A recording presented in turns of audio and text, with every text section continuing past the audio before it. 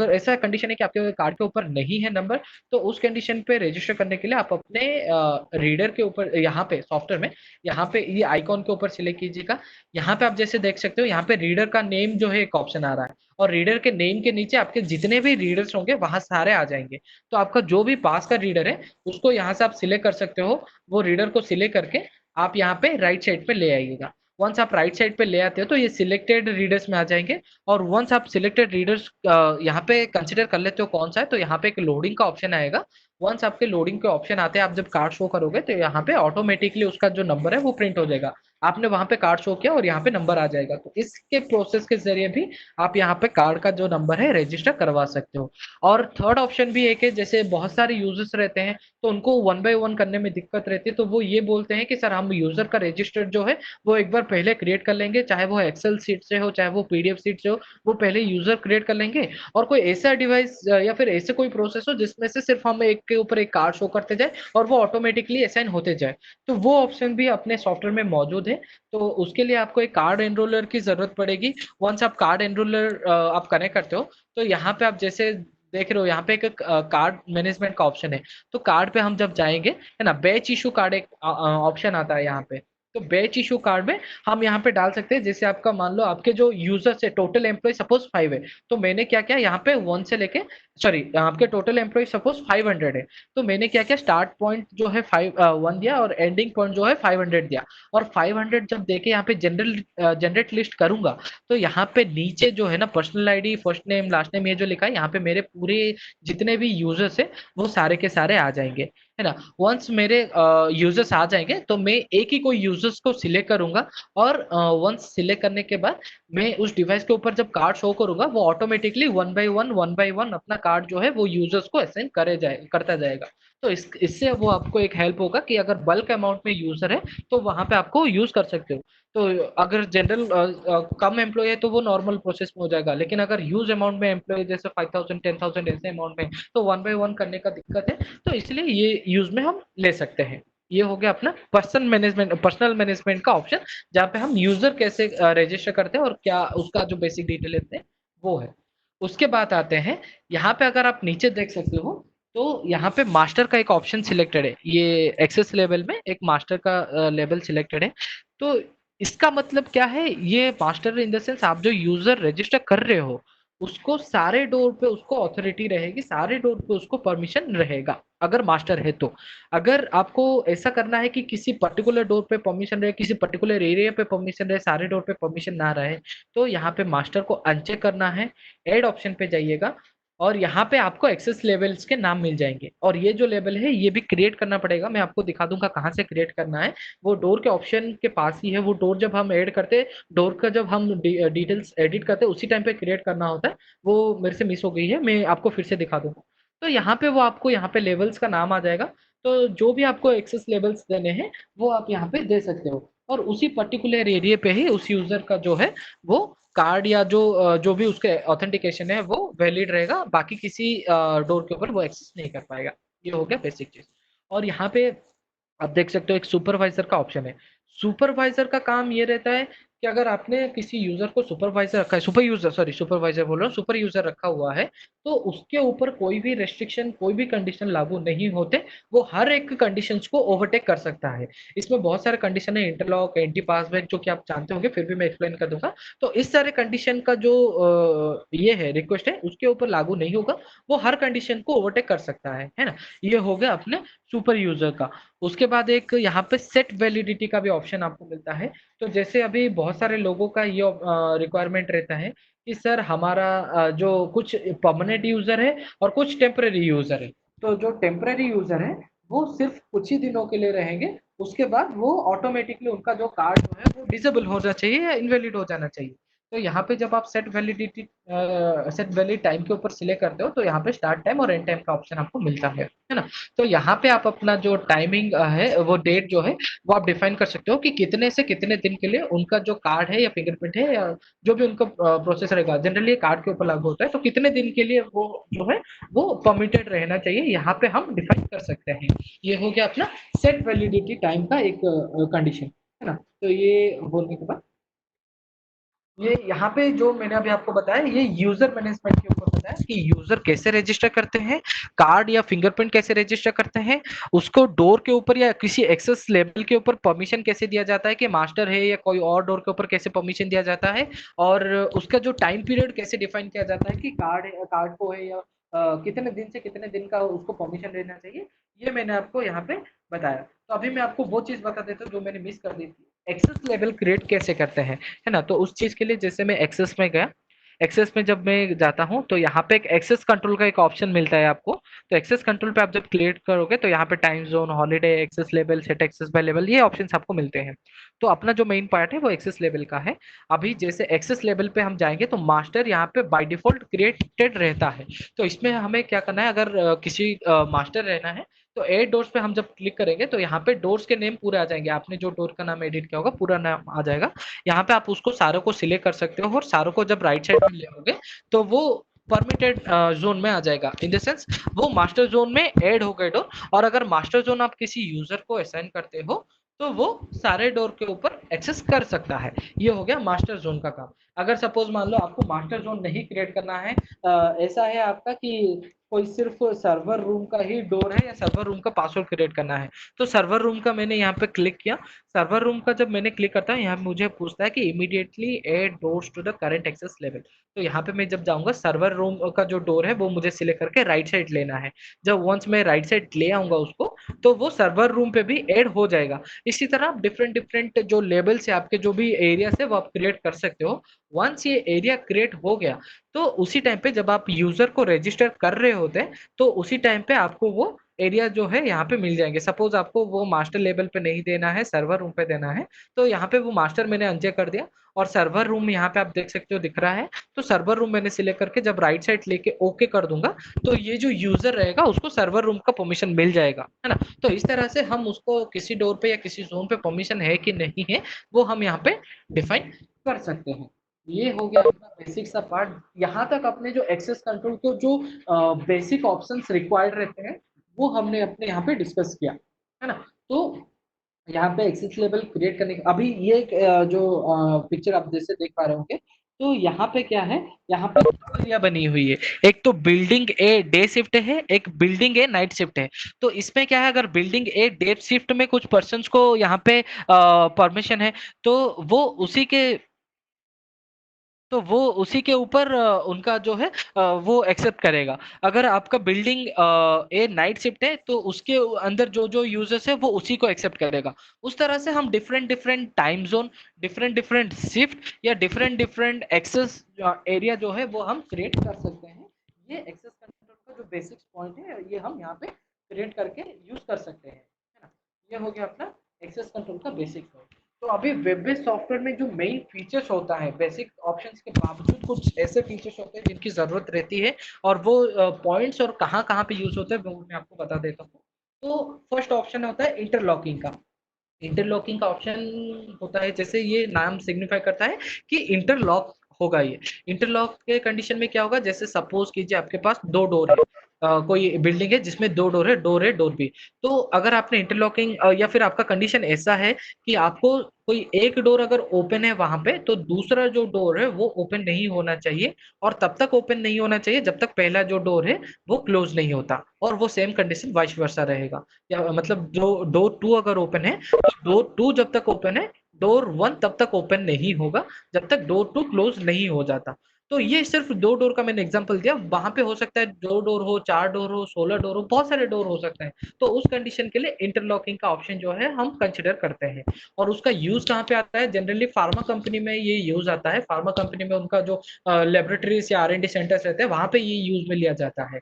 और एक चीज यहाँ पे मैं आपको बता दूं, जो यहाँ पे नोट पे आपको यहाँ पे मेंशन है ना। तो इंटरलॉकिंग कंडीशन आप अगर यूज कर रहे हो तो उस चीज के लिए आपका डोर सेंसर जो है वो मस्ट है। विदाउट डोर सेंसर आप इंटरलॉकिंग नहीं कर सकते। तो डोर सेंसर आपको जरूरी है। उसका रीजन ये है कि अगर आपने सपोज पंच किया, डोर ओपन किया, डोर ओपन करने पे ये पे पावर हट गया, तो ईएम लॉक में पावर हटने पे कंट्रोलर को ये पता चल रहा है कि हाँ ईएम लॉक से पावर हटा है, वो डोर ओपन है। सपोज आपने सपोज 10 सेकंड का टाइम दिया, 10 सेकंड के बाद ईएम लॉक में फिर से पावर आ गया, तो जनरली वो लॉक हो जाना चाहिए। इन केस आपने अगर डोर को पकड़ रखा है, फोर्सफुली उसको पकड़ रखा है, तो वो डोर क्लोज नहीं होगा। उस कंडीशन पे क्या हो रहा है, ईएम लॉक में पावर आ रहा है लेकिन आपका जो डोर है वो लॉक नहीं हुआ है। तो ईएम लॉक में पावर आ गया है और कंट्रोलर का 10 सेकंड का टाइम ड्यूरेशन जो हमने दिया था वो भी कंप्लीट हो चुका है। तो कंट्रोलर को यही पता चलेगा कि हाँ डोर क्लोज हो चुका है, जबकि एक्चुअल में जो फिजिकल साइट में वो डोर क्लोज नहीं हुआ है। तो ये चीजों को अवॉइड करने के लिए, ये जो मेल फंक्शन है इसको अवॉइड करने के लिए डोर सेंसर की जरूरत है वहां पे। डोर सेंसर का काम ये रहेगा कि वो सिग्नल देगा कंट्रोलर को कि डोर्स जो है वो फिजिकली कनेक्टेड है, physically connected in the sense वो दोनों ही डोर अपने आप में टच हो रहे हैं या फिर क्लोज हो रहे हैं। तो वो उस बेसिस पे अपना जो इंटरलॉकिंग का कंडीशन है वो ऑपरेट करेगा, है ना। ये हो गया अपना इंटरलॉकिंग का कंडीशन। तो वंस इंटरलॉकिंग आप सिलेक्ट करते हो सॉफ्टवेयर में, तो वहां पे आपको डिवाइस ऑप्शन, डिवाइस में आपको डिवाइस सिलेक्ट करने के लिए पूछेगा। तो आपने यहाँ पे डिवाइस सिलेक्ट करने के बाद यहाँ पे आपको इंटरलॉकिंग के जो डिफरेंट डिफरेंट रूल्स है वो आपको यहाँ पे मिलेंगे। तो रूल्स वो ये हो सकता है, interlocking between 1 and 2, 3 and 4, between doors, वो बहुत सारे रूल्स हो सकते हैं कंडीशन के हिसाब से, जैसे आप यहाँ पे देख सकते हो। तो इस तरह से कुछ आपको इंटरलॉकिंग के रूल्स मिलेंगे जो कि आपके कंडीशन के हिसाब से आपको सिलेक्ट करना है। ये हो गया अपना इंटरलॉकिंग का पार्ट। उसके बाद आते हैं लिंकेज।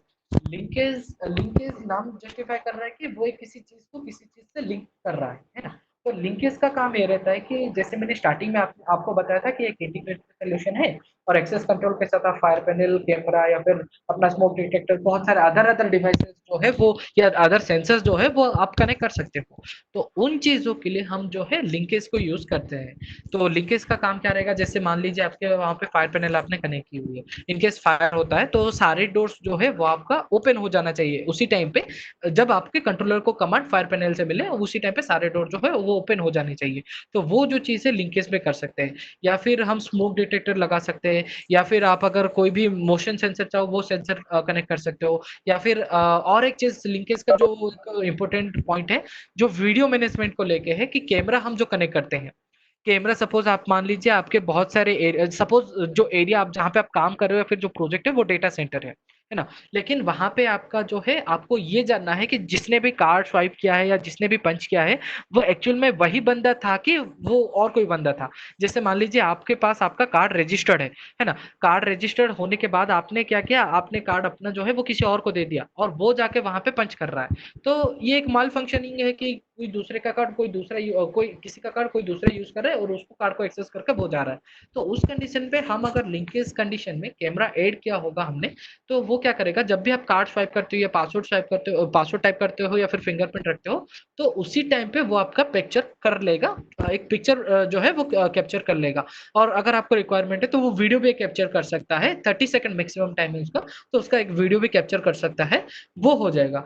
और ये इरिस्पेक्टिव ऑफ आपका ऑथराइज्ड यूजर है या अनऑथराइज्ड यूजर है वो कैप्चर करेगा। भले वो ऑथराइज्ड हो वो भी हम कर सकते हैं, अनऑथराइज्ड हो वो भी हम कर सकते हैं, दोनों चाहिए तो वो भी हम कर सकते हैं, है ना। तो वो चीज को वो कैप्चर करेगा फ्यूचर रेफरेंस के लिए, इनकेस कुछ प्रॉब्लम होती है फिर आपको रेफरेंस के लिए कुछ चाहिए होगा कि देखने के लिए, तो वो आप यहाँ पे अपने काम में ले सकते हो। ये होता है अपने वीडियो मैनेजमेंट का, या जो कैमरा मॉड्यूल का काम है यहाँ पे हम ये उससे यूज कर सकते हैं, है ना। ये लिंकेज का काम हो गया। लिंकेज में वैसे बहुत सारे डिफरेंट पॉइंट ऑफ व्यू, जैसे एक और जनरल एग्जांपल में देता हूँ, जो रिक्वायरमेंट रहती है कि सर मुझे 30 सेकंड का डोर ओपनिंग टाइम चाहिए, 30 सेकंड के बाद अगर डोर क्लोज नहीं होता तो उसका एक नोटिफिकेशन आना चाहिए या पॉपअप आना चाहिए रियल टाइम पे, या फिर एक अलार्म रेज होना चाहिए, ऐसा कुछ कंडीशन चाहिए, तो वो हम यहाँ पे लिंकेज में हम ऐड करवा सकते हैं। ये काम होता है अपने लिंकेज का। वंस ये हो गया अपने लिंकेज का पार्ट। फिर आता है एंटी पासबैक। एंटी पासबैक जनरली मैं ये बिलीव करता हूँ कि लगभग सभी को ही पता होगा एंटी पासबैक क्या होता है। फिर भी मैं एक और बार टेक्निकली पॉइंट ऑफ व्यू से एक्सप्लेन कर ही देता हूँ वो चीज क्या होता है। एंटी पासबैक, पासबैक मतलब किसी एक डोर के जरिए आप पास कर रहे हो और फिर से उसी डोर से बैक कर रहे हो, और वहां पे आपने एंटी लगाया, मतलब सेम डोर से जहां से आपने पास किया वहां से आप रेस्ट्रिक्ट, मतलब फिर से वहां से बैक करने को रेस्ट्रिक्ट कर रहे हो, तो वो होता है एंटी पासबैक। तो अभी इसको एक सिंपल सा कॉन्सेप्ट पे समझने के लिए ये एक आप ऐसा बोल सकते हो कि वन वे है, या फिर ऐसा भी आप समझ सकते हो कि एक बार आपने अगर किसी डोर पे पंच कर लिया तो उसी डोर पे आप पंच करके दोबारा वहां से एग्जिट नहीं कर सकते। मतलब एंट्री पॉइंट एक आपका है, एंट्री पॉइंट से आपने डोर पे पंच किया और एंट्री पॉइंट पे आप एग्जिट कर गए, मतलब एंटर कर गए, तो एग्जिट करने के लिए आप सेम डोर पे फिर से पंच करके नहीं जा सकते, दूसरा कोई डोर आपको सिलेक्ट करना पड़ेगा। है ना। तो एंटी पास बैक में भी फिर दो सब कैटेगरी है। एंटी पास बैक बिटवीन, एंटी पास बैक का जो कंडीशन है वो डोर के ऊपर भी हो सकता है, बिटवीन डोर्स हो सकता है, एंटी पास बैक बिटवीन रीडर्स भी हो सकता है। तो यहाँ पे दो कंडीशन है, वो डिपेंड करता है कि आपका कंडीशन क्या होता है, उस हिसाब से वो कंडीशन आएगा। तो मैं कंडीशन आपको एक्सप्लेन कर देता हूँ। जैसे मान लीजिए आपका कोई 4 फ्लोर का बिल्डिंग है, फ्लोर 1 2 3 4 ऐसे 4 फ्लोर का बिल्डिंग है। आपका रिक्वायरमेंट ये बोलता है कि आप अगर फर्स्ट फ्लोर पे एंट्री किए हुए हो और वहां से अगर इनकेस आपने एग्जिट नहीं किया है, और आप किसी सपोज मान लीजिए 2 पर्सन है, पहले पर्सन और दूसरे पर्सन दोनों ने एंट्री में पंच किया और अंदर गए, लेकिन रिटर्न होते होते फर्स्ट पर्सन ने एग्जिट पंच पे पंच किया, लेकिन सेकंड पर्सन जो है उसने एग्जिट वाले रीडर पे पंच नहीं किया और वो बाहर आ गया। और आपका कंडीशन ये चाहते हो, आप ये चाहते हो कि अगर वो फर्स्ट फ्लोर पे एग्जिट किए बिना बाहर है, तो उसको ना तो फर्स्ट फ्लोर पे मिलना चाहिए, ना तो किसी और फ्लोर पे एंट्री मिलना चाहिए, है ना। तो अगर वो वैसा कंडीशन है तो वहां पे हम एंटी पासबैक का यूज कर सकते हैं, वहां पे हम एंटी पासबैक यूज करेंगे। तो ये डिपेंड करता है आपका कंडीशन क्या हो सकता है। तो जैसे मैंने बोला कि आपके डिफरेंट डिफरेंट फ्लोर्स है, तो डिफरेंट डिफरेंट फ्लोर के जगह डिफरेंट डिफरेंट डोर्स हो सकते हैं, डिफरेंट डिफरेंट बिल्डिंग्स भी हो सकती है, डिफरेंट डिफरेंट एरियाज भी हो सकते हैं। वो डिपेंड करता है आपके कंडीशन के ऊपर, है ना। तो ये हो गया अपने एंटी पासबैक का काम। उसके बाद आते हैं फर्स्ट पर्सन नॉर्मल ओपन। इसका जनरली ये यूज रहता है कि अगर कोई भी, जिसको भी यहाँ पे हमने परमिशन दिया होगा, फर्स्ट पर्सन में हमने जिसको भी सिलेक्ट किया होगा, जैसे यहाँ पे देख सकते हैं यहाँ पे 2 पर्सन हमने सिलेक्ट किए हैं, तो इन दोनों में से कोई भी एक पर्सन आके अगर पंच करता है वहां पे डोर के ऊपर, तो वो जो डोर है वो ओपन रहेगा 24 आवर तक। किसी को वहां पे पंच करके जाने की जरूरत नहीं है, वो नॉर्मल ही ओपन रहेगा। फिर से जब वही पर्सन आके पंच करेगा तो वो जो डोर है वो क्लोज हो जाएगा। क्लोज करने के लिए वो एक ऑप्शन है, या तो आप सॉफ्टवेयर से भी उसको फोर्सफुली कमांड डाल के क्लोज कर सकते हो। ये थर्ड ऑप्शन है कि 24 आवर जैसे ही कंप्लीट होता है या वो अपने आप क्लोज हो जाएगा। ये होता है इसका फर्स्ट पर्सन नॉर्मल ओपन का काम ये रहता है ना। उसके बाद आते हैं एक्सेस कंट्रोल में मल्टी पर्सन ओपनिंग डोर का। मल्टी पर्सन ओपनिंग डोर ये एक ऐसा कंडीशन है कि मैं एग्जांपल देता हूँ कि जैसे आपका लॉकर रूम है, वहां पे लॉकर रूम को ओपन करने के लिए आपने 3 पर्सन को रजिस्टर किया है लॉकर रूम पे। जैसे वो यूजर हो गया जिसका लॉकर है, दूसरा वो ब्रांच का मैनेजर हो गया, तीसरा और कोई भी पर्सन हो सकता है, कैशियर या फिर अपना इंटरनल कोई भी पर्सन हो सकता है। 3 पर्सन वहां पे रजिस्टर है। तो इसका काम ये रहेगा, जब तक तीनों के तीनों पर्सन आके वहां पे पंच नहीं करते वो डोर ओपन नहीं हो सकता, है ना। तीनों में से कोई एक भी मिस होता है तो बाकी दोनों जो है वो डोर ओपन नहीं कर सकते। तो ये काम रहता है मल्टीपर्सन ओपनिंग डोर का। तो इसका भी आप बहुत जगहों पे यूज पे ले सकते हो। जैसे आप डेटा सर्वर सेंटर पे ले सकते, डेटा सेंटर पे ले सकते हो, सर्वर सेंटर पे, बैंकिंग सेंटर पे। बहुत सारी ऐसी सेंसिटिव एरिया है जहाँ पे मतलब एक ग्रुप की जरूरत रहती है, वहां पे हम ये काउंट में ले सकते हैं मल्टीपर्सन ओपनिंग डोर का। तो ये होता है उसका काम, है ना। तो यहाँ तक जो भी मैंने आपको बताया वो अपने वेब बेस्ड सॉफ्टवेयर का बेसिक ऑप्शन, बेसिक फीचर्स थे। Basic features in the sense जो कि आपको डेस्कटॉप पे भी मिलते हैं और अपने वेब बेस्ड सॉफ्टवेयर में भी मिल जाते हैं, और ये आपके यूजफुल फीचर्स रहते हैं, है ना। अभी अभी जो मैं पॉइंट्स आपको एक्सप्लेन कर रहा हूँ, ये सारे पॉइंट्स आपको डेस्कटॉप सॉफ्टवेयर और वेब बेस्ड सॉफ्टवेयर में सेग्रीगेशन क्रिएट करता है कि क्यों हमें वेब सॉफ्टवेयर चाहिए या डेस्कटॉप बेस्ड सॉफ्टवेयर चाहिए। तो यहाँ पे हम कुछ एडवांस फीचर्स के ऊपर बात कर रहे हैं, जैसे ग्लोबल एंटी पासबैक। एंटी पासबैक क्या है वो हमने जाना, है ना। तो ये ग्लोबली काम करेगा, ग्लोबल एंटी पासबैक। तो अभी ग्लोबल एंटी पासबैक का काम रहेगा। तो उसके लिए मैं अब अगर हम नॉर्मल एंटी पासबैक का रूल कोई क्रिएट करते हैं, है ना, नॉर्मल एंटी पासबैक क्रिएट किया या नॉर्मल इंटरलॉक कोई भी लिंकेज का कोई भी रूल हमने क्रिएट किया, तो वो सिर्फ और सिर्फ उसी कंट्रोलर के ऊपर लागू होगा। वो जो रूल है वो दूसरे कंट्रोलर के ऊपर लागू नहीं होगा। तो उसको एक एग्जांपल देने के लिए मैं बता देता हूँ। जैसे आपका बिल्डिंग ए है और बिल्डिंग बी है, तो यहाँ पे बिल्डिंग ए पे एक कंट्रोलर कनेक्टेड है, बिल्डिंग बी पे तो जो ये है कनेक्टेड है। तो वहाँ पे क्या होगा, अभी ये गलती से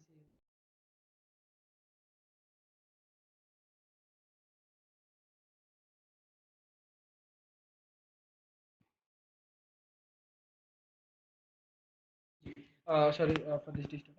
तो हाँ, तो इसमें क्या होगा, बिल्डिंग ए है, बिल्डिंग बी है, दो बिल्डिंग है, दोनों में दो अलग अलग कंट्रोलर लगे हुए हैं। तो आपने सपोज वहां पे एंटी पासबैक कंडीशन डाली, तो एंटी पासबैक अगर नॉर्मल कंडीशन है और अगर बिल्डिंग ए के लिए आपने डाली है, तो वो बिल्डिंग ए के लिए ही काम करेगा, बिल्डिंग बी पे उसका कोई इफेक्ट नहीं आएगा। सेम वाइस वर्सा है, बिल्डिंग बी पे अगर डालिए तो बिल्डिंग बी के लिए काम करेगा, बिल्डिंग ए के लिए काम नहीं करेगा। ये सिंगल सिंगल है। लेकिन ग्लोबल एंटी पासबैक में क्या होगा, वहां पे हम एक जोन क्रिएट कर सकते हैं। यहाँ पे अगर मैं आपको दिखाता हूँ, तो अगर यहाँ पे जैसे ग्लोबल एंटी पासबैक का है, उसके ऊपर एक जोन ऑप्शन आप देख सकते हो, है ना। तो वो जोन हम एक क्रिएट करेंगे। तो जोन का काम क्या रहेगा, जोन में हम ये डिफाइन कर सकते हैं कि कौन से डोर को या कौन से बिल्डिंग को या कौन से एरिया को हम उस ग्लोबल एंटी पासबैक के अंडर कैलकुलेट करना चाहते हैं। सपोज मान लीजिए आपके पास 3 बिल्डिंग है और आपको जो ग्लोबल एंटी पासबैक है बिल्डिंग ए और बिल्डिंग बी में चाहिए, बिल्डिंग सी पे नहीं चाहिए। तो जो जोन है उसमें हम बिल्डिंग ए को ऐड करेंगे, बिल्डिंग बी को ऐड करेंगे, सी को ऐड नहीं करेंगे। तो जो आप जो भी एंटी पासबैक वहां पे क्रिएट करोगे वो बिल्डिंग ए और बिल्डिंग बी दोनों पे काम करेगा, है ना। ये ग्लोबल का ऑप्शन है। अगर नॉर्मली एंटी पासबैक होता तो जहां पे आप उसको लागू कर रहे हो वो वहीं पे ही काम करता, बिल्डिंग ए का लिंक बिल्डिंग बी से या बिल्डिंग बी का लिंक बिल्डिंग ए से नहीं हो सकता था, है ना। ये जनरली ग्लोबल का फंक्शन रहता है कि जहां पे आपके मोर देन वन कंट्रोलर का यूज अगर आता है किसी एक फीचर को लेके, तो वहां पे अपना जो है ग्लोबल फीचर काउंट में आता है। ये हो गया अपना ग्लोबल एंटी पासबैक का। और अगर उसी तरह ग्लोबल एंटी पासबैक के बाद अगर हम देखते हैं तो हाँ, यहाँ पे जैसे मैं आपको दिखा देता हूँ, जब आप ग्लोबल एंटी पासबैक सिलेक्ट करते हो तो यहाँ पे जैसे मैंने यहाँ पे अगर थर्ड ऑप्शन आप देख पा रहे हो, the following doors control access in and out of the zone. तो इस जोन के अंदर जो जो आपने डोर सिलेक्ट किए होंगे उस डोर पे वो आपका जो ग्लोबल एंटी पासबैक काम करेगा। वो भले आपका सेम कंट्रोलर का हो सकता है, वो हो सकता है दूसरे तीसरे मल्टीपल कंट्रोलर का भी हो सकता है। तो उसके अंदर जितने भी आपके डोर्स आते हैं उसके ऊपर वो काम करेगा, है ना। तो ये हो गया इसका ग्लोबल एंटी पासबैक का। और ग्लोबल एंटी पासबैक में एंटी पासबैक टाइप में आपके एक यहाँ पे लॉजिकल एंटी पासबैक आप देख पा रहे हो। तो मैं एक बार दिखाना चाहूंगा, वो यहाँ पे कंट्रोलर ऐड नहीं है तो सारा ऑप्शंस तो आपको शायद ना दिखे, लेकिन कुछ ऑप्शंस मैं आपको दिखा देता हूँ। जैसे मैंने अभी यहाँ पे गया, है ना, ग्लोबल एंटी पासबैक में गया, तो उसमें वहां पे हमें मिलता है लॉजिकल एंटी पासबैक और एक time based anti passback. Logical anti passback का मतलब जनरल सा कॉन्सेप्ट है कि आपने अगर एक बार एंट्री पे पंच किया है, जब तक आपका एग्जिट पे पंच नहीं होता या फिर एलोकेटेड एरिया पे पंच नहीं होता तो दोबारा आपका एंट्री पे पंच नहीं लेगा, है ना। ये होता है logical anti passback. Time based anti passback क्या होता है, किसी एक पर्टिकुलर टाइम के लिए वो एंटी पासबैक काम करेगा, उसके बाद से वो रिसेट हो जाएगा, है ना। तो मतलब किसी एक डोर पे आपने पंच किया, वो 10 सेकंड के लिए 20 सेकंड या कुछ फ्यू मिनट्स के लिए आपने अगर एंटी पासबैक दिया होगा तो एंटी पासबैक काम करेगा, उसके बाद से वो एंटी पासबैक रिसेट हो जाएगा और वो फिर एंटी पासबैक उसी सेम पर्सन के ऊपर लागू नहीं होगा, बाकी डिफरेंट पर्सन के ऊपर वो कंडीशन सेम रहेगा। ये होता है टाइम बेस्ड एंटी पासबैक का। उसके नीचे है time based and logical anti passback, जो दोनों का कॉम्बिनेशन रहता है। इस तरह से आपको different different anti global anti passback के पॉइंट्स मिलेंगे, है ना। तो ये हो गया अपने ग्लोबल एंटी पासबैक के ऊपर, जो कि बेसिक डिटेल्स जो जाननी जरूरी थी, कैसे यूज होता है, कैसे फंक्शन मिलाते हैं। फिर आता है ग्लोबल लिंकेज का काम। ग्लोबल लिंकेज का काम क्या है, अभी लिंकेज के बारे में हमने जैसे जाना कि वहां पे फायर पैनल कनेक्ट करने पे, स्मोक डिटेक्टर कनेक्ट करने पे, तो ये तो बेसिक सा कंडीशन हो गया। और ये एक जनरल कॉन्सेप्ट है कि अगर आप फायर पैनल कर रहे हो तो वो सेम ही लोकेशन पे रहेगा। तो ग्लोबल लिंकेज कहाँ पे काम आएगा, ग्लोबल लिंकेज जैसे मैंने एक एग्जांपल दिया था, वीडियो मैनेजमेंट का जो एग्जांपल दिया था कि कैमरा हम कनेक्ट करते हैं और वहां पे जो फोटो कैप्चर है वो कैप्चर हो रहा है, तो उस कंडीशन पे ग्लोबल लिंकेज को हम कंसिडर ले सकते हैं। तो उसका एक एग्जांपल देता हूँ, जैसे आप मुंबई में हेडक्वार्टर है, एक ऑफिस है, उसका हेडक्वार्टर मुंबई में है और उसका जो ब्रांच ऑफिस है वो बेंगलुरु में है ना। तो आपको ये चाहिए कि ब्रांच ऑफिस में जितने भी पंचेस हो रहे हैं उसके सारे डिटेल्स, जो पंचेस के जो पिक्चर या फिर वीडियो जो कैप्चर हो रहे हैं उसके सारे डिटेल आपको वो मुंबई के हेडक्वार्टर में देखने हैं और वहां पे स्टोर करने हैं, है ना। तो यहाँ पे क्या हो रहा है, दो अलग अलग लोकेशन हो रहे हैं, दो कंट्रोलर भी अलग अलग रहे होंगे, तो उस कंडीशन पे अपना ग्लोबल लिंकेज का जो यूज है वो काम में आएगा, है ना। या फिर आप मान लीजिए आपका मुंबई हेडक्वार्टर है लेकिन आपका जो डेटा सेंटर है मुंबई में नहीं है, वो किसी और लोकेशन पे है ना। सपोज मान लीजिए वो बेंगलोर में डेटा सेंटर है, हेडक्वार्टर मुंबई में। तो आपको ये चाहिए कि डेटा सेंटर का अगर डोर जो है वो 30 सेकंड से ज्यादा खुला हुआ है तो मुंबई तो जो बेंगलोर ऑफिस है वहां पे भी एक नोटिफिकेशन या अलार्म तो जाना चाहिए चाहिए, साथ ही साथ आपका जो हेडक्वार्टर है वहां पे भी एक नोटिफिकेशन जाना चाहिए।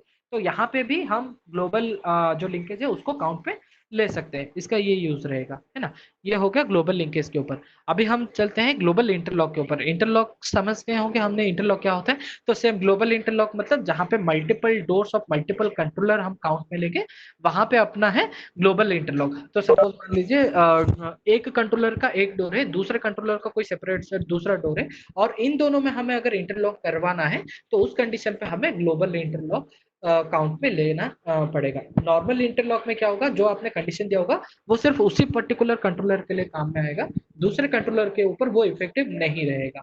और इसको एक एग्जांपल देने के लिए मैं आपको एक एग्जांपल, इसको समझाने के लिए मैं एक आपको एग्जांपल देता हूँ कि सपोज मान लीजिए कि गोडाउन है ना। एक गोडाउन है जहाँ पे एक पॉइंट से एंट्री है, दूसरे पॉइंट से एग्जिट है, ऐसा आप वहाँ पे सिस्टम है। तो आपका ये है, एंट्री पे मेन डोर एक है और गोडाउन को एंट्री करने के लिए एक दूसरा डोर है ना। तो जब एक गाड़ी आती है, मेन डोर पे एंट्री हो गई, उसके बाद गोडाउन का डोर ओपन होगा उसके लिए, और वो गोडाउन का डोर ओपन है तो वहां से जो मेन डोर का आपका एंट्री है, मेन जो एंट्री है वहां पे डोर ओपन नहीं होगा, और तब तक ओपन नहीं होगा जब तक वो गोडाउन के डोर में दूसरा गाड़ी जो है वो एंट्री नहीं, मतलब पहला गाड़ी जो है वो एंट्री होके गोडाउन का जो डोर है वो क्लोज नहीं हो जाता, है ना। तो वहां पे हम इस तरह की यूजर्स ले सकते हैं। तो हो सकता है वो, मैंने यहाँ पे गोडाउन का एग्जांपल किया, वो हो सकता है डिफरेंट डिफरेंट लोकेशन हो, डिफरेंट डिफरेंट बिल्डिंग हो, है ना। तो एक बड़ी सी जैसे आईटी पार्क्स, आईटी हब्स रहते हैं, वहां का कोई लोकेशन हो जिसके अंदर ये कंडीशन हमें यूज करना पड़ जाए, तो इस चीजों के लिए हम ग्लोबल इंटरलॉक काम में ले सकते हैं।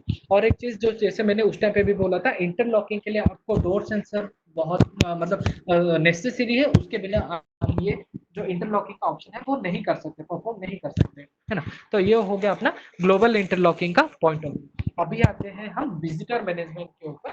तो अभी तक हमने जो जाना वो क्या क्या है, एक्सेस कंट्रोल का जो बेसिक सॉफ्टवेयर, एक्सेस कंट्रोल का जो भी फीचर्स है वो जाना, जैसे डिवाइस कैसे ऐड करना है, डोर को कैसे उसको कंट्रोल करना है, एक्सेस लेवल्स कैसे क्रिएट करना है, एक्सेस लेवल कौन से डोर में किस किस को परमिशन देगा वो जाना, यूजर कैसे रजिस्टर करते हैं और यूजर को कैसे परमिशन देते हैं वो जाना। उसके बाद हमने फीचर्स जाने कंट्रोलर, सॉरी अपने सॉफ्टवेयर के, कि क्या क्या फीचर्स रहते हैं, जैसे इंटरलॉक हो गया, एंटी पासवर्ड हो गया, लिंकेज हो गया, मल्टी पर्सन ओपनिंग हो गया, बहुत सारे ऐसे फीचर्स जाने, ग्लोबल ऑप्शंस उसके जाने। ये हो गया अपने एक्सेस कंट्रोल के ऑप्शंस। अभी आते हैं इसमें जैसे एलिवेटर कंट्रोलर का भी एक ऑप्शन है। तो एलिवेटर कंट्रोलर का काम क्या रहेगा, ये सेम एक्सेस कंट्रोल जैसा बिहेव करेगा, बस डिफरेंस ये है कि एक्सेस कंट्रोल के अंदर हम डोर को कंट्रोल कॉन्फ़िगर कर रहे थे, एलिवेटर कंट्रोलर पे आप फ्लोर्स को कंट्रोल और कॉन्फ़िगर करोगे। जो ऑप्शंस आपके एक्सेस कंट्रोल में है, सेम ऑप्शंस आपके एलिवेटर कंट्रोल में, उसके उसके अंदर कोई डिफरेंस नहीं, कोई सेपरेट पॉइंट नहीं है, सेम ही ऑप्शंस आपको एलिवेटर कंट्रोलर पे भी मिल जाएंगे। तो आपको उसमें एलिवेटर कंट्रोलर बस खाली ऐड करके सेम ही टाइप का कॉन्फ़िगरेशन देना है, जैसे उसमें एक्सेस लेबल क्रिएट करते थे उसी तरह सेम यहाँ पे एलिवेटर में हम जैसे देख सकते हो एलिवेटर लेवल हमें क्रिएट करना पड़ेगा, सेम ही फंक्शन इसमें है। तो इतना कोई ज्यादा इसको एक्सप्लेन करने की जरूरत नहीं, अगर आपने एक्सेस कंट्रोल अच्छे से समझ लिया तो सेम ऑप्शन यहाँ पे एलिवेटर कंट्रोलर के ऊपर भी है ना। तो ये हो गया अपना एलिवेटर कंट्रोलर का पार्ट। अभी आते हैं यहाँ पे, जैसे मैंने आपको बताया था कि सबसे ज्यादा एक तो डिमांडिंग में रहता है कि विजिटर मैनेजमेंट सिस्टम एक सॉफ्टवेयर के अंदर तगड़ा होना चाहिए, तभी जाके वो मतलब ज्यादा रिक्वायरमेंट्स आती है तो उसके ऊपर, है ना। तो विजिटर मैनेजमेंट के लिए मैं बताता हूँ, विजिटर मैनेजमेंट का जनरल कॉन्सेप्ट क्या रहता है कि जैसे एक ऑफिस है, ऑफिस का रिसेप्शन एरिया है, वहां पे कोई विजिटर आया तो हो सकता है उसका पहले से डेटा स्टोर हो या हो सकता है उसी टाइम पे डेटा स्टोर किया जाए। तो रिसेप्शनिस्ट क्या करेंगे, वहां पे जो भी विजिटर है उनका on the particular very moment वो उनका डेटा स्टोर करेंगे, डेटा लेंगे, और उनको वो जो विजिटर को जो है वो होस्ट से मिलने के लिए परमिशन देंगे। ये होता है जनरल विजिटर का कॉन्सेप्ट ना, विजिटर मैनेजमेंट का कॉन्सेप्ट ये रहता है। तो इस कंडीशन में अपने विजिटर मैनेजमेंट में क्या क्या ऑप्शन हम आपको प्रोवाइड कर सकते हैं वो मैं आपको बता रहा हूँ। तो यहाँ पे जब विजिटर आते हैं तो यहाँ पे आप एंट्री रजिस्ट्रेशन पे जब क्लिक करोगे, है ना, तो ये रिसेप्शनिस्ट का काम है या फिर जो भी ऑथराइज्ड पर्सन होगा वहां पे जिसको ये काम सौंपा गया होगा उसको यहाँ पे ये फिलअप करना होता है। तो होस्ट का काम ये रहता है कि वहां पे वो ये सिलेक्ट करे कि कौन से एम्प्लॉय को वो मिलने आए हैं, वो होते हैं होस्ट। तो यहाँ पे जैसे आपने अपने एम्प्लॉय का जो यूजर क्रिएट किया होगा वहां पे आपको ये शो कर देगा, तो उसको आप सिलेक्ट करके यहाँ पे होस्ट सिलेक्ट कर सकते हो, होस्ट का डिपार्टमेंट ऑटोमेटिकली सिलेक्ट हो जाएगा। और यहाँ पे विजिट रीजन दिया गया है, तो यहाँ पे बाय डिफॉल्ट ऑप्शन विजिट लिखा है, लेकिन आपको अगर इसको मतलब चेंजेस करना है, अपने हिसाब से कुछ एडिट करना है किस चीज के लिए वो विजिट हुआ है, तो वो अपने यहाँ पे ऑप्शन है, मैं आपको आगे जाके दिखा दूंगा कहाँ से आप वो एडिट कर सकते हो, है ना। तो वो आप यहाँ पे विजिट रीजन को भी कर सकते हो। अभी बाकी आता है सर्टिफिकेट टाइप। तो सर्टिफिकेट टाइप में क्या होता है, जैसे कोई विजिटर आता है उसका कोई गवर्नमेंट वेरिफिकेशन के लिए कुछ मांगा जाता है, जैसे पासपोर्ट हो गया, आधार कार्ड हो सकता है, वोटर आईडी कार्ड हो सकता है, कुछ भी हो सकता है वो, तो वो हम यहाँ पे उनसे कलेक्ट करेंगे। तो जो भी आप यहाँ पे उनको मांगोगे उनका यहाँ पे सर्टिफिकेट नंबर वो सारा स्टोर होएगा, है ना। तो वो गवर्नमेंट वेरिफिकेशन के लिए आपका स्टोर हो गया, ये हो गया। अभी आते हैं एंट्रांस में। एंट्रांस में यहाँ पे बाय डिफॉल्ट सर्वर सिलेक्टेड है तो एंट्रेंस का फिर यूज क्या है?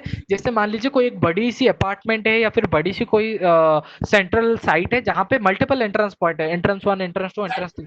तो कौन से entrance point of view point से वो विजिटर आया है वो हम यहाँ पे सिलेक्ट कर सकते हैं। तो यहाँ पे मैंने खाली सर्वर बनाया हुआ है जो बाय डिफॉल्ट है, तो इसलिए आपको सर्वर दिख रहा है। तो अगर आपका कंडीशन ये है कि बहुत सारे एंट्रेंस पॉइंट है, तो अपने हिसाब से आप अपने एंट्रेंस पॉइंट क्रिएट कर सकते हो, और कौन से एंट्रेंस पॉइंट से उसने एंट्री किया हुआ है वो आप यहाँ पे सिलेक्ट कर सकते हो। ये हो गया एड्रेस कोड, और बाकी जो है बेसिक डिटेल है उसके ऊपर मैं ज़्यादा नहीं जाऊँगा। जैसे नेम वगैरह सिलेक्ट कर लिया, मोबाइल नंबर सिलेक्ट कर लिया, उसने क्या-क्या गुड्स उसने कैरी किया है वो आपने सिलेक्ट कर लिया, ये बेसिक सा पॉइंट है। उसके बाद आते हैं विजिटर के परमिशन के ऊपर। तो विजिटर को सपोज़ अगर आपको कार्ड देना है तो कार्ड यहाँ पे सिलेक्ट कर सकते हैं, कार्ड का नंबर आप यहाँ पे दे सकते हो। अगर आप कार्ड सिलेक्ट ना करके फिंगरप्रिंट या फिर बारकोड जनरली लोग यूज़ करते हैं विजिटर मैनेजमेंट में, बारकोड अगर आपको देना है तो वो भी हम सिलेक्ट कर सकते हैं। बारकोड का भी ऑप्शन है, मैं आपको दिखा दूंगा, तो बारकोड भी हम यहाँ पे सिलेक्ट कर सकते हैं। ये हो गया उसका जो डिटेल्स डालने का। उसके बाद विजिटर लेवल आपने आपको जैसे यहाँ पे दिख रहा होगा, अरे तो हॅलो अनिल, हे हाऊसिंग लोनचं चेक डिपॉझिट करतो ना स्टँडर्ड चार्टर्डचं, त्याचं हे करायला सांगितलं होतं. तो यहाँ पे विजिटर लेवल का जैसे मैं आपको दिखा देता हूँ, यहाँ पे जैसे नॉर्मल एक्सेस लेवल हम क्रिएट करते हैं, हाऊसिंग सेम लोनचं विजिटर आपण लेवल हम डिपॉझिट क्रिएट कर करतो रहे ना. हैं, जिसपे हम विजिटर को परमिशन देंगे कि कौन से लेवल पे उसको जो है वो परमिशन रहेगा, है ना? कौन से डोर पे उसको परमिशन रहेगा वो हम विजिटर लेवल पे सिलेक्ट कर सकते हैं, तो वो उसी डोर के या उसी एरिया के लिए परमिटेड रहेगा। और यहाँ पे स्टार्ट टाइम और एंड टाइम है, तो ये आपको जनरली यहाँ पे देख के पता चल गया होगा विजिटर को कितने से कितने टाइम के लिए कौन से डेट के लिए उसको परमिशन देना है, उस चीज के लिए यहाँ पे दिया गया है ना? तो यहाँ पे आपको देख सकते हो जैसे दो ऑप्शन है, कैप्चर फोटो का है और सर्टिफिकेट फोटो का है। तो ये किस चीज के लिए यूज किया जाता है ये आपको वैसे ही पता चल गया होगा। ये विजिटर जो ऑन टाइम मतलब ऑन द वेरी मोमेंट उनका जो पिक्चर कैप्चर करते हैं उस चीज के लिए बनाया गया है। तो यहाँ पे फोटो कैप्चर करने के लिए आप यूएसबी कैमरा यूज कर सकते हो, आप वेब कैमरा यूज कर सकते हो, आप आईपी कैमरा यूज कर सकते हो। तीनों अलग अलग कैमरे के टाइप्स आप यहाँ पे यूज कर सकते हो, वो डिपेंड्स करता है टर्म्स एंड कंडीशन पे आपका क्या रिक्वायरमेंट है और किस तरह का सेटअप है ना? तो अगर आपका जनरल अगर यूएसबी कैमरा है या फिर वेब कैमरा है जो कि जनरली लैपटॉप में कनेक्टेड, अगर लैपटॉप है तो उसमें रहते ही है। तो यहाँ पे आप जैसे देख सकते हो यहाँ पे एक एलो और डिनाई का ऑप्शन आ रहा है। एलो जब मैं करता हूँ तो मेरा वो वेब कैमरा एक्टिवेट हो जाएगा और यहाँ पे मुझे अपना फोटो जो है वो दिखेगा, और जब मैं यहाँ पे कैप्चर पे क्लिक करूंगा वो मेरा फोटो जो है वो कैप्चर कर लेगा। और ये सेम चीज जो गवर्नमेंट आईडी प्रूफ हमने रखी है उस चीज के ऊपर भी काम में आएगी। तो कैप्चर अगर हम जब क्लिक करेंगे तो वो सर्टिफिकेट का भी फोटो हम यहाँ पे ऐड करवा सकते हैं। तो अगर आपको इसके साथ साथ अगर कोई और कंडीशन इसमें ऐड ऑन करवानी है तो वो कस्टमाइजेशन बेसिस पे हम वो कर सकते हैं, वो डिपेंड करता है आपका क्या रिक्वायरमेंट है ना? तो ये हो गया बेसिक विजिटर का जो डिटेल्स हम स्टोर करते हैं उस चीज के ऊपर। ये बेसिक विजिटर मैनेजमेंट का हो गया। उसके बाद जैसे मैंने आपको बताया था यहाँ पे क्या क्या ऑप्शंस हमें मिलते हैं, जैसे मैंने कार्ड का ऑप्शंस मैंने बताया था कि कार्ड के अलावा अगर विजिटर मैनेजमेंट में हमें और कुछ ऑप्शंस मिलता है, तो मैं आपको दिखा दूँ यहाँ पे। यहाँ पे आपको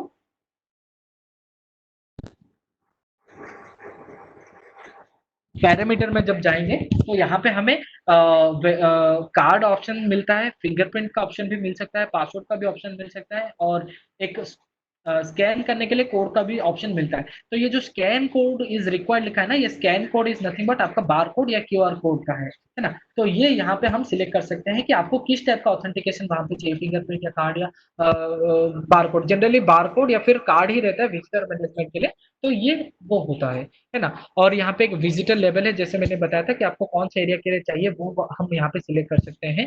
एंट्री प्लेस, यहाँ पे मैंने आपको बताया था कि आपका जो एंट्री प्लेस है बाय डिफॉल्ट सर्वर वहां पे सिलेक्टेड था, लेकिन अगर आपके मल्टीपल एंट्री प्लेस है तो आप यहाँ पे मल्टीपल एंट्री प्लेस क्रिएट भी कर सकते हो। Entry point one, entry point two, इस तरह के डिफरेंट डिफरेंट एंट्री पॉइंट आप क्रिएट कर सकते हो जहाँ से विजिटर जो है वो एंट्री कर रहा है ना? उसके बाद हम जो फोटो कैप्चर करते हैं तो वो यूएसबी कैमरा है या कौन सा कैमरा है, वो चीज यहाँ पे हम सिलेक्ट कर सकते हैं कि जैसे यूएसबी कैमरा हो सकता है या आईपी कैमरा हो सकता है या फिर और कोई टाइप का कैमरा हो सकता है। तो वो हम यहाँ से सिलेक्ट कर सकते हैं जो फोटो कैप्चर करने में काम में आएगा। ये हो गया अपना कैप्चरिंग का प्रोसेस। तो अभी तक जो हमने विजिटर मैनेजमेंट में जाकर जाना उसमें क्या है, विजिटर आया, उसका डिटेल हमने लिया, फोटो कैप्चर किए, सब कर लिया। जब हम ये कंप्लीट कर लेते हैं, ये प्रोसेस कंप्लीट वंस हो जाता है, तो हमें एक प्रिंट आउट जो है वो रिसीव होगा। प्रिंट आउट रिसीव क्या होगा तो मैं आपको दिखा देता हूँ उसका एक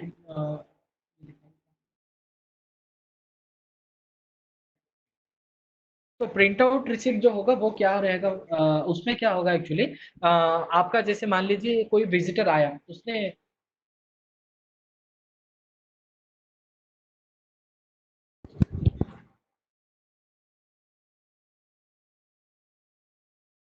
तो जैसे कोई विजिटर आया वहां पे, तो विजिटर आने के बाद उसका एक वेरिफिकेशन के लिए, प्रूफ के लिए कि हाँ उसने वो पर्टिकुलर बंदे से जाके वो मिल के आया है जिनसे मिलने था, तो वो मिलने के बाद अगर कुछ कंडीशन, कुछ सिक्योरिटी कंसर्न के वजह से आपको उनका सिग्नेचर चाहिए कि जिस बंदे से मिला है उनका एक सिग्नेचर हो, ताकि वो प्रूफ रहे कि हाँ उस बंदे ने जो विजिटर है वो उनसे मिल के आया है।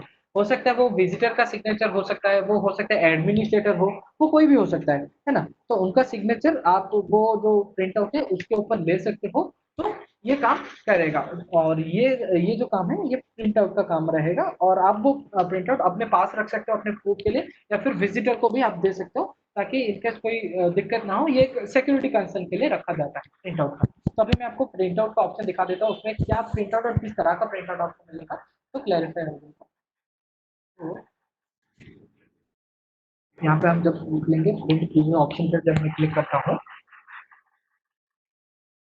तो यहाँ पे जैसे देख सकते हो ये एक पेपर पे यहाँ पे आपको प्रिंट आउट मिलेगा, यहाँ पे उसका पिक्चर कैप्चर होगा, और यहाँ पे उसके डिटेल्स है ना। तो उस विजिटर के डिटेल्स हो सकते हैं, वो अपना क्या बोलते हैं अपने होस्ट के डिटेल्स हो सकते हैं, इस तरह का डिटेल्स रहेगा।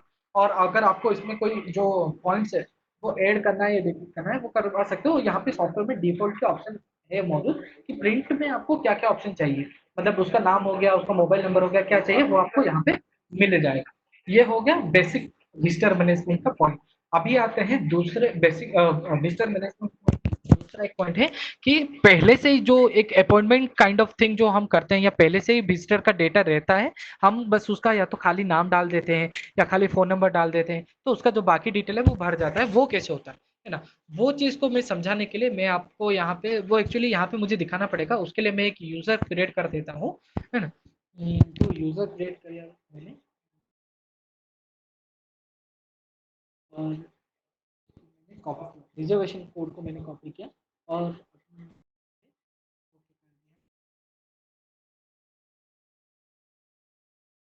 ओके कर दिया। तो मैं रोनिक जो है वो एक ईएसएसएल कंपनी का एम्प्लॉय है। ईएसएसएल में एक विजिटर आया है वहां पे उससे मिलने, तो मुझे पता है, पहले से ही पता है कि 2 दिन के बाद कोई विजिटर आने वाला है। तो मैं अपने आप से यहाँ से कैसे कर सकता हूँ, कैसे उसको रजिस्टर कर सकता हूँ, वो मैं आपको अभी दिखा रहा हूँ। जो एक अपॉइंटमेंट काइंड ऑफ थिंग है वो मैं आपको दिखा रहा हूँ। तो मैं क्या करूंगा, मैं पर्सनल सेल्फ लॉगिन में जाऊंगा, मेरा जो आईडी है वो टाइप करूंगा। मैंने आपको दिखाया था वो जो रजिस्ट्रेशन की है जो मेरा, वो मैंने आपको दिखाया था। वो बाय डिफॉल्ट 1 2 3 4 5 6 रहता है, लेकिन आप वो मॉडिफाई कर सकते हो, है ना। तो वो मैं आपको यहाँ पे टाइप करूंगा और लॉगिन करूंगा। वंस मैं जब लॉगिन करता हूँ तो मेरे पेज पे ये विजिटर का ऑप्शन आ गया, और यहाँ पे रिजर्वेशन का ऑप्शन आ गया, है ना। तो रिजर्वेशन पे मैं जब न्यू ऑप्शन पे क्लिक करूंगा, तो मैं अपना विजिटर का जो डेटा है मैं अपना डाल सकता हूँ। उसका अगर मेरे पास कोई गवर्नमेंट प्रूफ है, आईडी सर्टिफिकेट कुछ है, तो वो मैं यहाँ पे डाल सकता हूँ उसका, और उसका जो भी नाम है वो हम यहाँ पे डिफाइन कर सकते हैं। तो ये पहले से ही उसका विजिटर का जो है वो स्टोर रहेगा। तो विजिटर का स्टोर रहेगा, ये फोन नंबर, ये विजिटर का हमने फोन नंबर डाल दिया, सब कर दिया, ओके करता हूँ। तो वंस ये प्रोसेस मैंने करवा दिया, ये मैंने अपने खुद के पोर्टल से अपने विजिटर का लॉगिन कर डिटेल जो है वो रजिस्टर करवा दिया है। अभी क्या करूंगा, अभी रिसेप्शन जो है उनको एक ऑलरेडी वहां पे उनके पोर्टल पे जा चुका होगा, तो रिसेप्शन के पोर्टल पे वो जब देखेंगे तो उनको वो जो डिटेल है वो दिख जाएगा उनको वहां पे, कि हाँ वो जो विजिटर है वो रजिस्टर्ड है, ऑन ए पर्टिकुलर डेट वो आने वाले हैं। जैसे मैंने अपने लॉगिन अपने साइट से एक विजिटर का किया था, तो किस होस्ट ने किया था उसका नाम मिल जाएगा, किसके लिए किया था उसका भी नाम मिल जाएगा। ये बेसिक डिटेल्स जो है वो आपको मिल जाएंगे। तो उस पर्टिकुलर टाइम पे जब वो विजिटर आता है, तो रिसेप्शन को कुछ नहीं करना, बस रजिस्ट्रेशन साइट पे जाएंगे, एंट्री रजिस्ट्रेशन साइट पे जाएंगे, वहां पे उनको उनका कोई भी एक नंबर है या कोई भी एक जो ये चीज है वो देनी पड़ेगी। तो फर्स्ट में यहाँ पे जैसे आप देख सकते हो, तो मैं जैसे ही यहाँ पे सिलेक्ट करता हूँ, यहाँ पे सारे मेरे जो बेसिक डिटेल्स जो जो मैंने अपने अकाउंट से भरा था, जो रोनित ने अपने अकाउंट से भरा था अपने विजिटर के लिए, वो यहाँ पे कैप्चर हो जाएंगे। उसके बाद आप वहाँ पे उसको परमिशन दे सकते हो कौन से लेवल पे जाना है, और उसका फोटो कैप्चर करके उसको एलोकेट कर सकते हैं, है ना। ये हो गया अपने विजिटर मैनेजमेंट का पॉइंट ऑफ व्यू। और उसके बाद आता है जैसे वीडियो मैनेजमेंट का भी पॉइंट ऑफ व्यू आता है। वीडियो मैनेजमेंट मैंने ऑलरेडी एक्सप्लेन कर दिया है। एक्चुअली मैं और एक चीज क्लेरिफाई कर देता हूँ, वीडियो मैनेजमेंट का ये यहाँ पे मतलब नहीं है कि आपने कैमरा कनेक्ट कर लिया या फिर जो कैमरा का जो काम है प्रॉपर जो मॉनिटर करता है स्टोर करता है वो चीज यहाँ पे नहीं होगा। कैमरे का जो मॉड्यूल है हम इस चीज के लिए कंसिडर में लेते हैं जो कि मैंने आपको कंडीशन एक्सप्लेन की थी, उस चीज के लिए मैंने यहाँ पे उसको अपने यहाँ पे ऐड किया हुआ है ना। ये होता है उसमें video management sorry visitor management का काम। तो अभी इसमें और एक चीज मैं आपको बता देता हूँ जो कि जनरली बहुत जरूरी होती है लेकिन बेसिक पॉइंट है। तो अभी जैसे बहुत सारे लोगों का ये रहता है कि उनका जो किसी कारण से सिस्टम क्रैश कर जाता है, किसी कारण से उनका सॉफ्टवेयर अनइंस्टॉल हो जाता है, कुछ प्रॉब्लम होती है जिनके कारण उनको फिर से रीइंस्टॉल करना पड़ता है ना। तो उस कंडीशन पे क्या होगा, वहां पे हमारे पास यहाँ पे डेटाबेस मैनेजमेंट का एक ऑप्शन रहता है। डेटाबेस मैनेजमेंट में बैकअप रीशेड्यूलिंग का ऑप्शन, बैकअप शेड्यूलिंग का ऑप्शन रहता है। तो इमीडिएट बैकअप तो एक ऑप्शन है, जैसे मैंने बैकअप इमीडिएटली किया तो एक बैकअप क्रिएट हो जाएगा मेरे डेटा का, और वो जहाँ पे हमने इंस्टॉलेशन के टाइम पे जो हमने पाथ दिया था उस पाथ पे जाके स्टोर होगा। तो मैंने यहाँ पे एच ड्राइव में दिया था तो यहाँ पे जाके स्टोर होगा, वो आपके ऊपर है आपने कौन सा पाथ दिया था। और अगर बैकअप शेड्यूल में जाते हैं तो यहाँ पे हम सिलेक्ट करते हैं कि कितने दिन में अपना जो बैकअप है वो लेना चाहिए। ये हो सकता है एक पर्टिकुलर वन डे में, हर एक एक दिन में ले, हर 3 दिन में ले, हर 7 दिन में ले, ये हम यहाँ पे सिलेक्ट करेंगे। तो उतने दिन के साइकिल में वो अपना हर दिन बैकअप जो है वो स्टोर करता रहेगा, है ना। तो वो आप जो ये जो बैकअप स्टोर होगा वो हो सकता है, आप मैंने जैसे बोला कि सिस्टम भी क्रैश कर जाता है, तो अगर सिस्टम पे ही हम अपना बैकअप रख रहे हैं तो हो सकता है सिस्टम क्रैश करेगा तो वो बैकअप भी क्रैश कर जाए। तो हम क्या करेंगे, यहाँ पे हम अपने जो ये मैंने एच ड्राइव दिया है, एच ड्राइव की जगह अपने नेटवर्क में मैं किसी और ड्राइव पे भी इसको स्टोर कर सकता हूँ, जहाँ पे आपका जो डेटाबेस स्टोर रहेगा। इनकेस कुछ प्रॉब्लम होती है तो वहां से हम अपना डेटा जो है वो रिट्राइव कर सकते हैं। ये होता है इसका यूज। और एक चीज है जैसे यूजर और रोल का। तो यूजर और रोल का क्या यूज रहता है, ये इसलिए यूज किया जाता है जैसे कोई मान लीजिए कोई कंपनी है जहाँ पे एडमिनिस्ट्रेटर लॉगिन है, एक रिसेप्शनिस्ट लॉगिन है, एक नॉर्मल यूजर लॉगिन है, ऐसे बहुत सारे लॉगिन है। लेकिन एडमिनिस्ट्रेटर ये चाहता है कि एक रिसेप्शनिस्ट या फिर एक नॉर्मल एम्प्लॉय वो सारे चीज या सारे ऑप्शंस वो ना देख पाए या ना मॉनिटर कर पाए जो कि उसको परमिटेड है। मतलब एडमिनिस्ट्रेटर हर एक पॉइंट को वहां पे मॉनिटर या कॉन्फ़िगर या फिर चेंज कर सकता है, लेकिन वो अगर चाहता है कि कोई और यूजर उसको वो कर ना पाए तो उसके लिए हम यहाँ पे यूजर और रोल क्रिएट कर सकते हैं। तो एडमिनिस्ट्रेटर जो जो परमिशन उसको देगा वही वही परमिशन या वही वही चीज उसको दिखेगी और वो उसको मॉनिटर या ऑपरेट कर सकता है। ये भी एक ऑप्शन जो है जो बेसिक से रहते हैं लेकिन जनरली कंसिडर में मतलब ध्यान में तुरंत नहीं आता, तो मैंने यहाँ पे ये बता दिया। तो ये हो गया अपना एक्सेस कंट्रोल का जो ऑप्शन है ना। तो यहाँ तक हमने जाना विजिटर मैनेजमेंट का। और जैसे विजिटर मैनेजमेंट अगर विजिटर आते हैं तो कैसे पहले से उसको रजिस्टर करना है, जो चीज है वो जाना हमने। और ये है जो टोटल आज का जो कॉन्सेप्ट था, यहाँ पे मैंने टोटली कवर करने की कोशिश की। होप करता हूँ कि सभी को समझ में आया होगा। जो वैसे बहुत सारे पॉइंट्स ऐसे थे जो कि सभी को पहले से ही पता होंगे, लेकिन अगर कुछ इधर उधर हुआ होगा तो वो मैंने कवर अप करने की कोशिश की है। तो अभी मैं चाहूंगा अगर आपको कुछ भी डाउट हो इसके रिलेटेड, वो हार्डवेयर हो सकता है, वो सॉफ्टवेयर हो सकता है, कुछ भी डाउट हो तो एक बार को आप यहाँ पे क्वेश्चन मुझसे पूछ सकते हैं, मैं आपको एड्रेस कर दूंगा।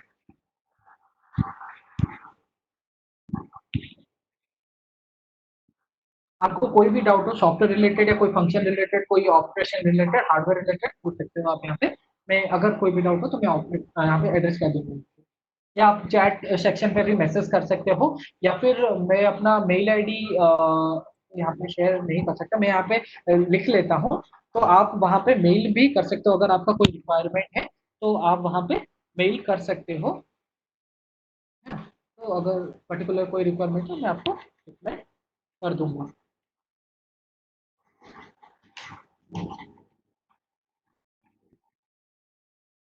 या आप स्क्रीन शॉट ले सकते हो @ESSL security.com, और एक gaurav@ESSL इंडिया, दोनों में से आप किसी पे भी मेल कर सकते हो। और कोई अगर आपका रिक्वायरमेंट है, कोई अगर कुछ है तो वो आप मेल कर दीजिए, मैं आपको रिप्लाई कर दूंगा। और अगर आपको कोई डाउट है, कोई कंडीशन समझनी है तो आप मुझे यहाँ पे क्वेश्चन पूछ सकते हैं।